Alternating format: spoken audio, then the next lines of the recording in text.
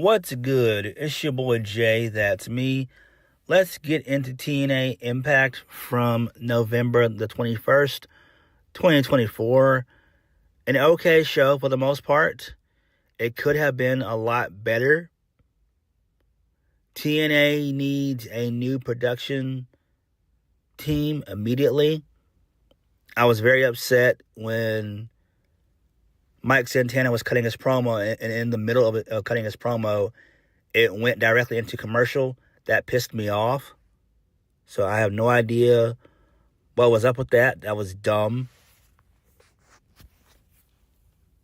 Next week is Turning Point. Am I excited? Not really. Usually after Bound for Glory, TNA just waits until the next year to do something, important. And it feels like Turning Point is going to be semi-big, but I don't too much care about Turning Point. I just don't. So we'll have to wait and see how everything plays out. So we kick the show off with the first match of the night. Masha Slamovich defeats Alicia Edwards in the no DQ match to retain her title. Okay, who gives a damn? This match went on for about close to 10 minutes. Masha should have been able to end the match in about 3 minutes or less. So Masha wins via the package pile driver for the 1, 2, 3. Interesting. So post-match, Tasha Steelz, she attacks Masha Slamovich. Jordynne Grace comes out to make the save. And then Jordynne Grace picks up the title. She looks at it for a second. She hands it to Masha. And then she stares down Masha Slamovich. And so it's confirmed that Jordynne Grace is going to be taking on Masha Slamovich at Turning Point for the Knockouts Championship. We already knew this. We already knew this is where they were going with it. Me personally, I wouldn't have done this. I would have tried to keep Jordynne around. I wouldn't do her send-off until January, because I'm pretty sure she'll show up at the Royal Rumble for sure. So that's basically a given for next year for her. But I would have definitely tried to find another opponent for Masha that's kind of believable, that's a heel. But as of right now, I can't think of anybody outside of Ash by Elegance. But they've kept her in the tag division, so that's where they're going with her for right now. And that's fine, though. That's fine. That's totally fine with me. But this was okay, if we're being honest. This was all right. I'm a fan of Masha. It's like I said before, TNA, they have to build their Knockouts division, their tag division, and TNA just has to rebuild their roster in general. They have to rebuild their roster. Their roster is one of the main reasons why they're in the gutter right now. They have a couple of good, talented guys and girls, but not many. It's not many. So there's that. Moving on. So the Rascals and Kushida, they're in the back. They're discussing their match against Ace Austin and the Hardys at Turning Point. So Trey Miguel and Zachary Wentz, they reminisce about watching the Hardys when they were kids. Zachary Wentz talks about how the Rascals and Kushida have accomplished so much, though, and they're ready for the battle. They'll be watching tonight as the Hardys and Ace Austin take on Jake Something, Trent Seven, and Hammerstone in the main event. Okay, that's fine, I guess. Really cool stuff there. Moving on. So, this leads us into Ash by Elegance versus Jody Threat. So, George Iceman, the personal concierge of Ash by Elegance, he was out there. He was talking shit about North Carolina, which was funny. And then he then gives Ash by Elegance the introduction she truly deserves. So that was cool. Didn't watch the match, but Ash by Elegance gets the win via the ratified air for the 1, 2, 3. That's cool. This is fun. I'm not a fan of Spitfire anymore. Hopefully they lose the Knockouts Tag Team Championships at Turning Point, and that way they can go to Ash and Heather by Elegance. I think that would be a lot better. I would split up Jody Threat and Danny Luna. Danny Luna, she can be a star for sure. She kicks ass. I've always liked Danny Luna, even when she was in NXT UK and stuff. So she's a promising hand, and we'll have to see what comes of all this. But Danny Luna is another one that you could use and build up to go against Masha Slamovich. So there's that. Moving on.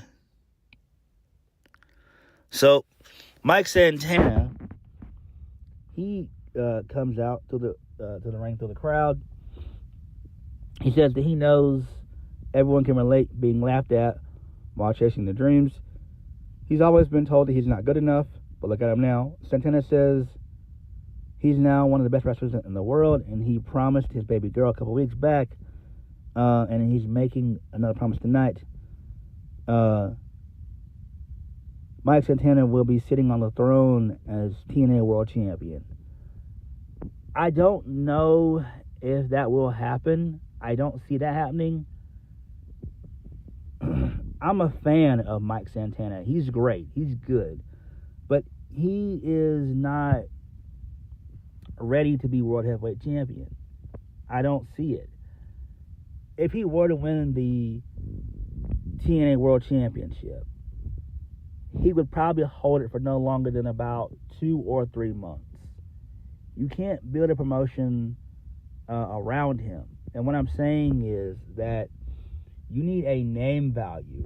There's a reason why Nick Nemeth is still champion, because of his name value. I know people hate that, but Nick Nemeth has a name value. He's been doing this for years, and he was good in WWE, especially early on in his career. And basically like the last 5-6 years or whatnot, he's not really, he's been on the decline. But Mike Santana, he just screams like he would have like another, like a short title reign. It would just be a transitional champion. I like Mike Santana, but he's not really done much of anything. He's been a tag team guy for most of his TNA career, and same thing when he was in AEW. And I don't see him ready. I don't see him being ready to be TNA World Champion. Not right now. Just not now. I would have him go after the X Division Championship, like I pitched for quite some time now. I think that would be the best bet for him right now. But TNA needs solid main event guys. I look at Mike Santana as a solid upper mid-card guy. Someone that you can put in the main event scene every so often, but just keep him basically in that mid-card, in that upper mid-card spot. He's a good promo and everything else. He's a great promo. And he's pretty good at wrestling, but I don't think that he's ready to be world champion. I don't. That's just me. I mean, I like Mike Santana. I do. Continuing on, so Frankie Kazarian, his sorry ass comes out with the Call Your Shot Gauntlet trophy. So he put a scarf over the trophy, whatever reason. Frankie says the only throne that Santana is going to be sitting on is a dirty toilet in the Bronx. It'll be Frankie Kazarian sitting on the throne of TNA.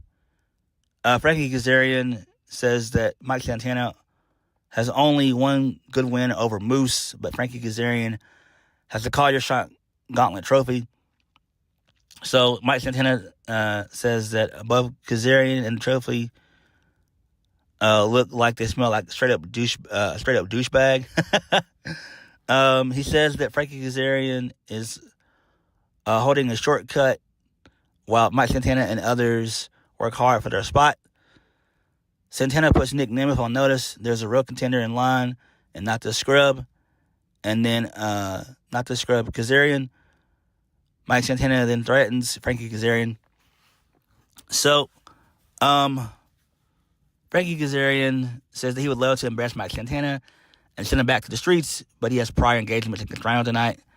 And at Turning Point, he'll be watching Nick Nemeth's title match.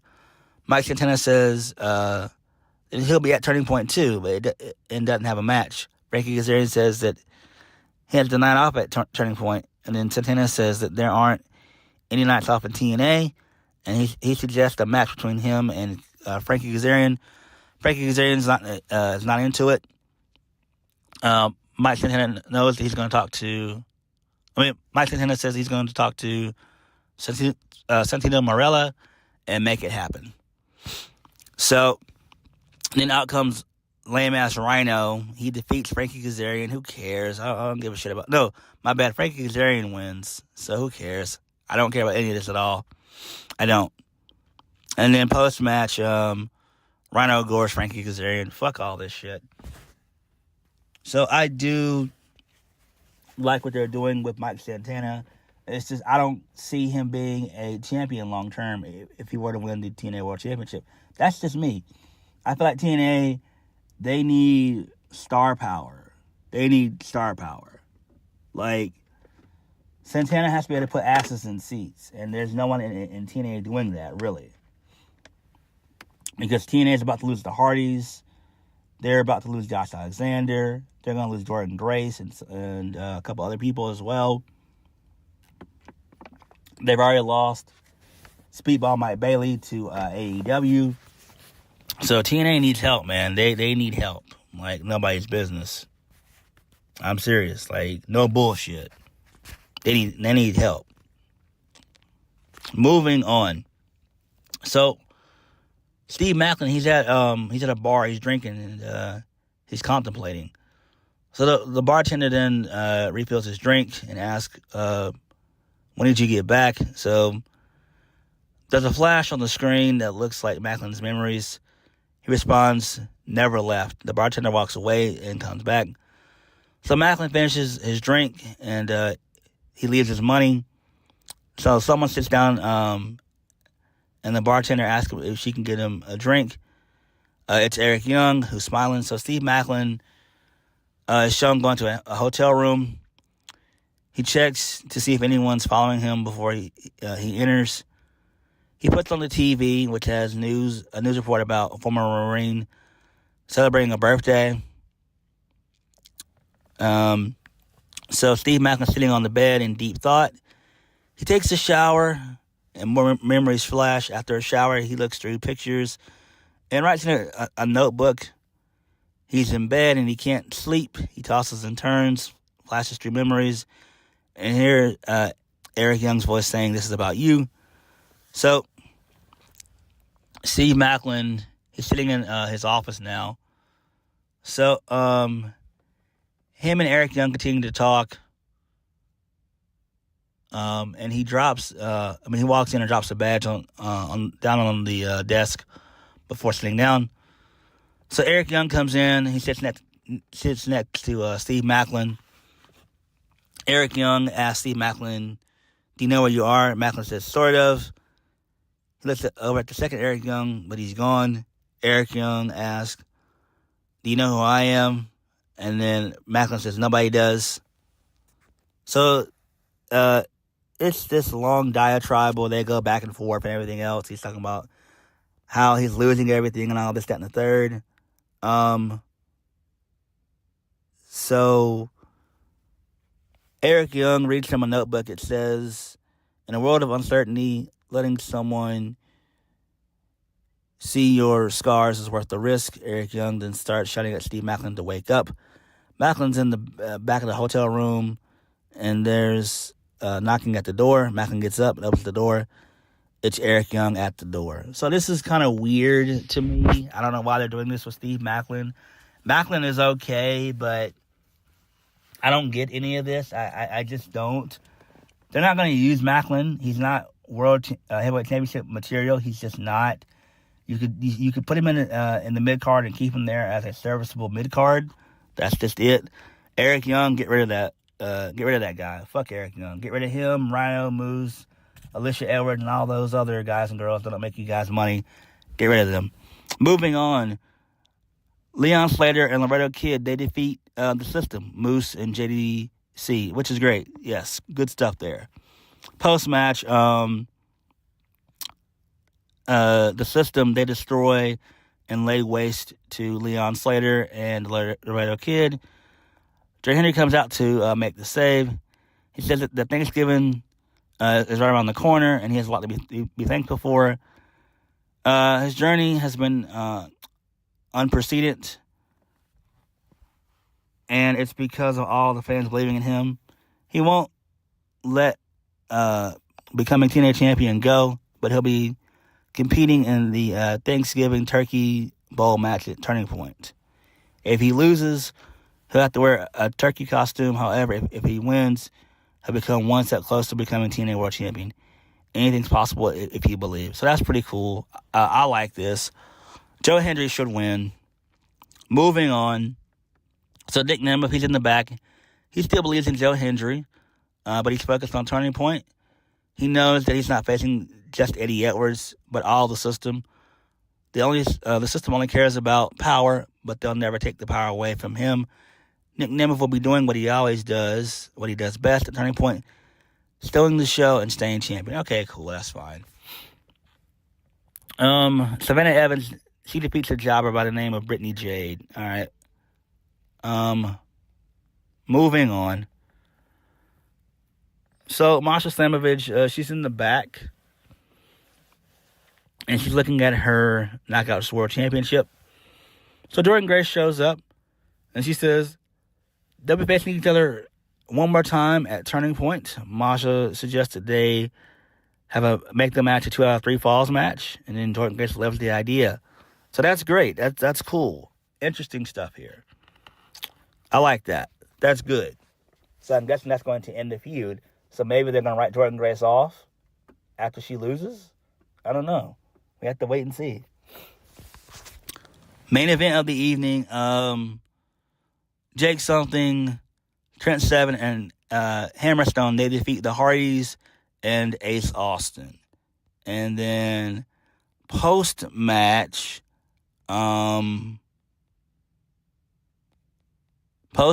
basically, they're going to get beat up some more, that being the Hardys and Ace Austin.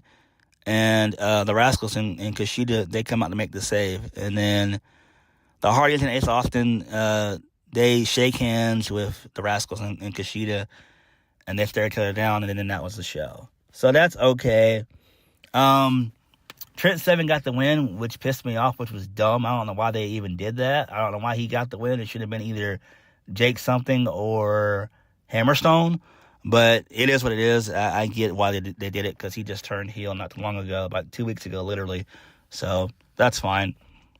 And apparently next week, Mike Bailey is going to finish up his last set of tapings. I think he's done after next week, so it'll be over. So maybe Trent Seven will show up again and take him out for good. We'll just have to wait and see. But TNA this week was okay. It could have been better, though. It was all right. Them building to Turning Point is kind of okay. I like the Joe Hendry and Nick Nemeth stuff. They're still trying to decide on if they're going to turn Nick Nemeth heel or not. We'll have to wait and see. Again, I wouldn't do Joe Hendry and Nick Nemeth until Genesis next year. Just wait. That's what I would do. So it is what it is. But what did you guys think of TNA? Like, comment, subscribe. Peace.